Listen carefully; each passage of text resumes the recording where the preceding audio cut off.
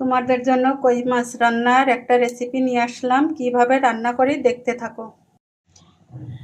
আদা বাটা, জিরা বাটা, সরিষা বাটা, শুকনো লঙ্কা বাটা, লবণ, হলুদ, কাঁচা লঙ্কা চিরা, সরিষার তেল। এখন ভালো করে হাত দিয়ে মেখে নেব। এখন আমি পরিমাণ মতো জল দিয়ে দিচ্ছি। একটু নেড়ে চেড়ে ঢাকা দিয়ে দেব। এখন আমি ঢাকাটা দিয়ে দিচ্ছি। রান্নাটা আমার হয়ে গেছে। এখন ঢাকাটা উঠিয়ে নিলাম। কয়েকটা কাঁচা লঙ্কা চিরা দিয়ে দিলাম।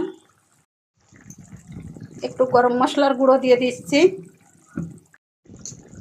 এখন একটু সরিষার তেল দিয়ে দিলাম। রান্নাটা আমার হয়ে গেছে। যদি তোমাদের ভালো লাগে লাইক, কমেন্ট, শেয়ার দিয়ে আমার পাশে থেকো।